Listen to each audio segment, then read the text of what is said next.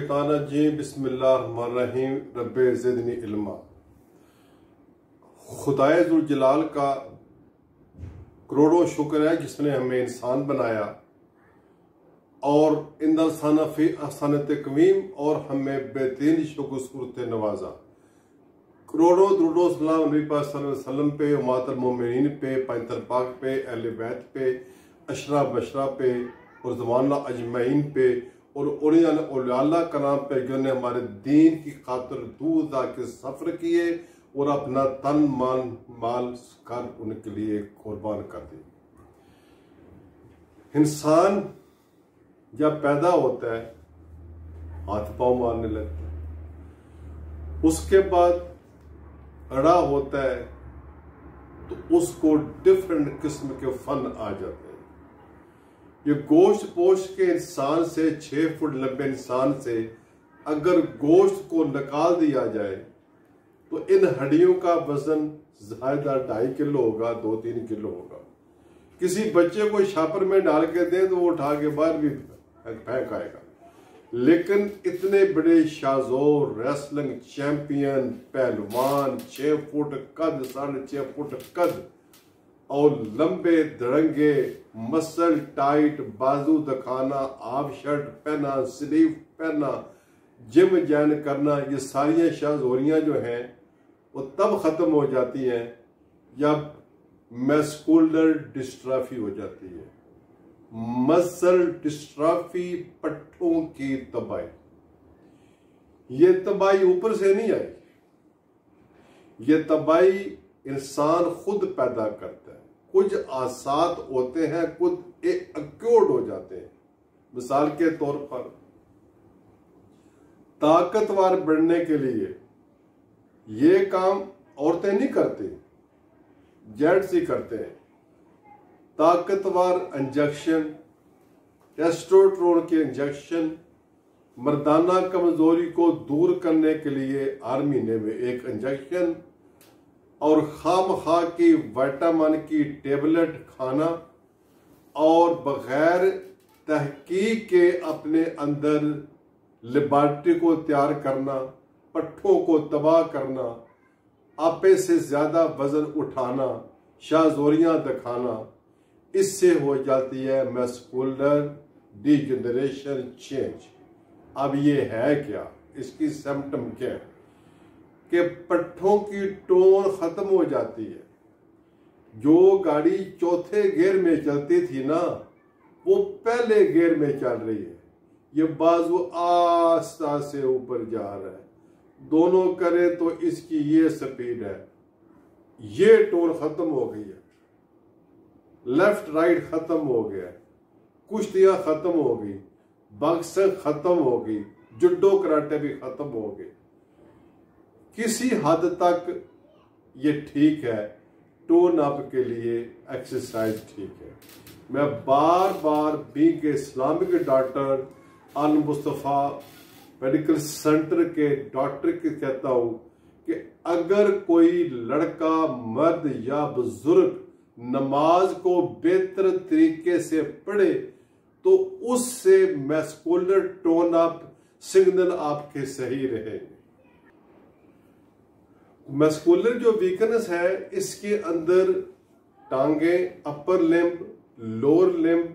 Upper limb का मतलब होता है ये बाजू, नाभ से नीचे वाली जो एक्सट्रीमिटीज है इनको मेल्ट करते हैं लोअर लिम्ब्स। इसके अंदर स्लो ड्रैगिंग, टांगों का ना चलना, स्पीड का कम हो जाना, पट्टों में कमजोरी, अजीब किस्म की कैफियत इंसान के अंदर हो जाती है और जिंदगी पुरसुकून नहीं होती। फिर खिड़की के मैट पर उनको लोगों को देखना जो गाड़ी चला रहे हैं, जो अपना काम कर रहे हैं। तो जब ओल्ड एज फैक्टर होता है, जब 55, 60, 70 की दाई होती है, उस टाइम भी आपने देखे होंगे कि बहुत से लोग बड़े एक्टिव होते हैं, उनकी बॉडी भी स्मार्ट होती है और बहुत से 40-45 एज के अंदर ही उनसे भी दुगने लगते हैं कि इनका एज फैक्टर उनसे भी ज्यादा है। क्यों? जवानी की, बचपन की गलतकारियां सामने आती हैं।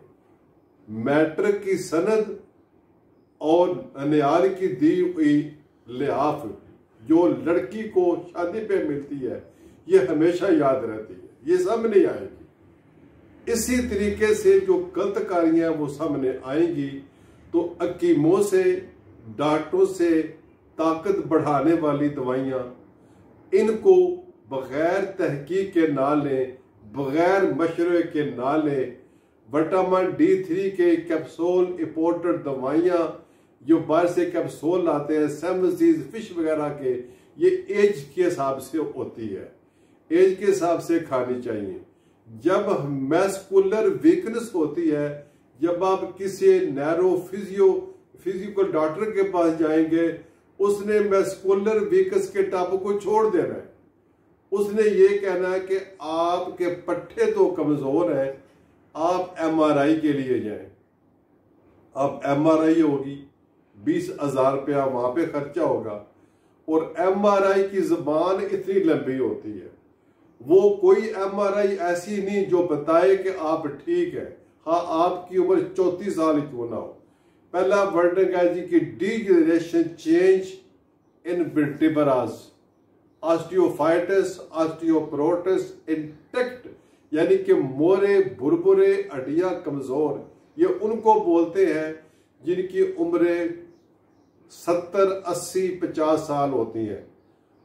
और अर्ली डीजनरेशन चेंज उनके लिए लिखी जाती है जो बॉक्सिंग है, कुश्ती लड़ते हैं, वजन उठाने वाले, मजदूर के वक्त से पहले होता है। लेकिन होता भी है, सारी MRI नहीं झूठ बोलती, लेकिन कहीं ना कहीं उसको बोला जाता है कि यूं होगा। क्यों? डिफरेंट लेबोरेटरी से MRI करवाई बंदे की, वो कुछ और ही कह रही है और वो कुछ और कह रही है। एक्सरे सबसे बड़ा मेथड है, तो इससे जो मॉलेज है वो फायदा भी उठाते हैं, तो उनको फिर डिफरेंट किस्म की कहते हैं कि आपके मोरे की सर्जरी होगी, साथ ये भी कह देते हैं आप इसके कोई जिम्मेदार नहीं। लेकिन मस्कुलर वीकनेस और चीज है, पट्टों की कमजोरी और चीज है, मस्कुलर डिस्ट्रॉफी और चीज है, पट्टों की तबाही और चीज है, लेकिन बोन के अंदर डीजनरेशन चेंज कुछ और चीज। इसको डिफाइन करने के लिए हमें चौथी डॉक्टरों के पास जाना पड़ता है। ठीक है, जाएं, डॉक्टर भी आपके दोस्त ही होते हैं, डॉक्टर भी आपके चाहने वाले होते हैं, और बहुत से डॉक्टर हमारे मुल्क के अंदर माशाल्लाह बड़ा टैलेंट है, बहुत संजीदा डॉक्टर हैं, इतने संजीदा डॉक्टर हैं, वो किसी और पैथी को ही नहीं मानते, और पैथी को मानते नहीं, उनको कहते हैं कि ये तो शुभदाबाजी है, क्विकरी है। उनके मुताबिक जो वो दवाइयां ठीक हैं जो जहर घोलती है अंदर, यानी कि स्टेरॉइड, कार्टिजोन, वो उनके मुताबिक अच्छी है। फिर मुंह फूल जाता है, एक डिजीज से एक और डिजीज की तरफ हम जाते हैं। मैं आज आपको बेहतरीन बताता हूं, पेंडू और सादा जबान में, बच्चा जब 6 महीने 7 महीना का हो, उसको सरसों के तेल की मालिश करें। एक माए कैसे करें? नाखन है इतने इतने बड़े, उसके ऊपर और भी नाखन लगाए हुए हैं, मालिश कहां से करें? मालिश करेगी तो बच्चे की सर्जरी शुरू कर देगी, उसका खून निकाल देगी। फिर कम उम्र बच्चियों को यह बात ही सिखाई नहीं जाती, अपनी पढ़ाई लिखाई के अंदर इतनी बिजी होती है, मतलब how to rebuild your child, उनको ये नहीं पता। क्यों? फिर डॉक्टर भी नहीं बताते डॉक्टर, मैं भी नहीं बताती, सास भी नहीं बताती, शायद कोई इस तरह की बातें बताता हूं। जवानी के अंदर उनको अगर हम बेहतरीन इस्लामिक लाइफ पे लगा दें तो पट्टे कमजोर नहीं होंगे। अगर हम फ्रूट सब्जियां टाइम से फ्रूट, मौसमी फ्रूट सब्जियां खाते रहे, पट्टे कमजोर नहीं होंगे। अगर हम junk food, Pepsi Cola, Coca Cola और चीजें बरमार करेंगे, पट्टे कमजोर होंगे और साथ स्किन डिजीज भी होगी। अकीमोसिस स्टीराइड लेके दवाइयाँ कुछ ना ज़्यादा खाएंगे तो पट्टे कमज़ोर हो गए। आप दूध का इस्तेमाल करें, फ्रूट का इस्तेमाल करें, और अगर आपके पास डॉक्टर के पास जाने की सकत नहीं, बेहतरीन घरेलू टोटका जनाब है शहद का शरबत और दालचीनी का पाउडर। बेहतरीन मसल को टोन करने वाले, जिसको मेडिकल में सिनामोनियम कहते हैं। सिनामोनियम मदर टिंचर होम्योपैथिक की दवाई भी है जो टोन अप करती है खवातीन के यूट्रस को, वजाइनल एक्टिविटीज को टोन अप करती है, बॉडी को टोन अप करती है।